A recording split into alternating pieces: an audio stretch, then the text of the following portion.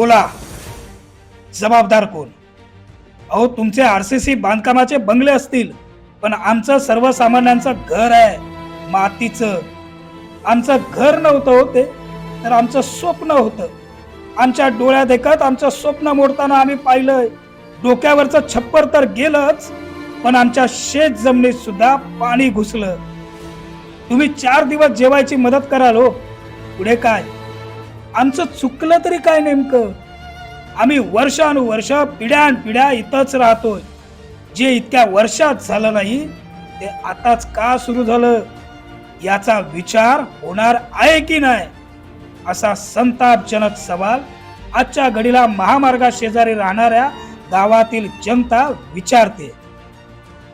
जनतेचा आवाज म्हणून कोकणशाही त्यांच्याच आवाजात तुम्हाला आज जाब विचारते. माझ्या पहिल्या प्रश्नाचं उत्तर द्या अगोदर तुम्ही. राजापूर, कणकवली, कसाल, ओरस, कुडाळ या संपूर्ण भागात जी पूर परिस्थिती उद्भवते ती आज उद्भवते का हो? जर ही परिस्थिती मागील काही वर्षांपासून सुरू आहे, तर ती परिस्थिती बदलण्यासाठी तुम्ही नेमकं काय नियोजन केलं?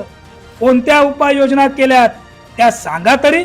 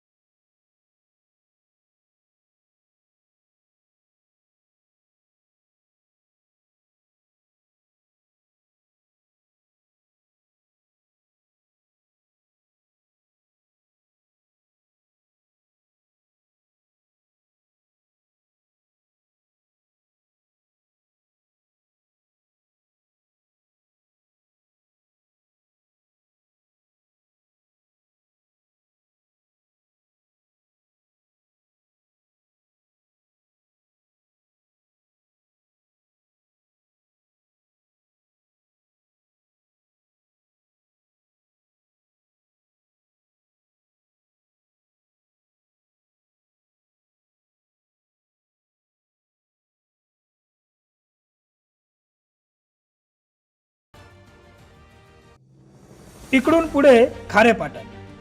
विजयदुर्ग खाडीला पूर आला की खारेपाटण बाजारपेठेत पाणी शिरतं, हे दरवर्षाचं झालंय.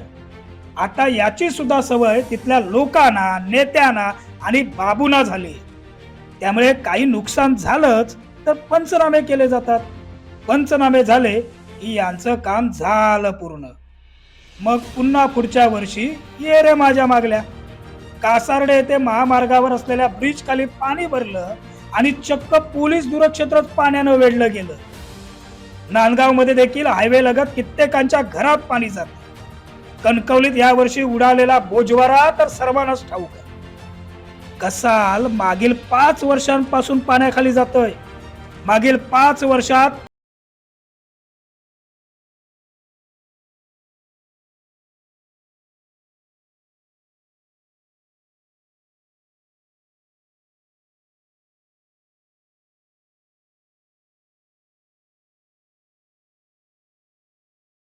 किती आहे, केळण्यासारखं झालंय, केळण्यासारखं. उन्हाळा आला की केरडं म्हणतं पावसाळ्यात घर बांधेल, पावसाळा आला की म्हणतं हिवाळ्यात घर बांधेल, हिवाळा आला की म्हणतं उन्हाळ्यात घर बांधेल.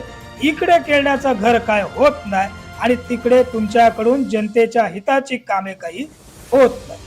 ही परिस्थिती आहे.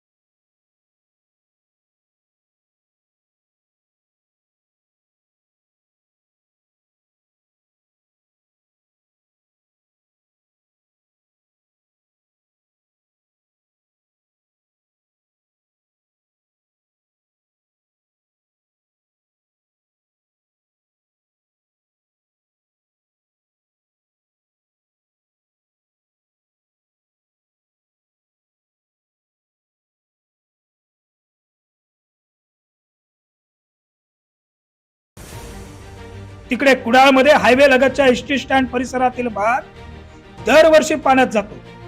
हॉटेल गुलमोहर या ठिकाणी तर अक्षरशः संपूर्ण गाडी बुडून जाईल एवढं पाणी दरवर्षी साचतं. मला आता सांगाच तुम्ही काय उपाययोजना केला इतक्या वर्षात? किती वेळा त्या भंगसाल नदीतला गाळ उपसलात? सगळ्या येड्यांचा बाजार करून ठेवलाय तुम्ही. नेत्यांचे काही कार्यकर्ते बोलत नाहीत आणि नेते आणि हे अधिकारी काही करत नाहीत, अशी दळबद्री अवस्था करून ठेवली आहे सगळी.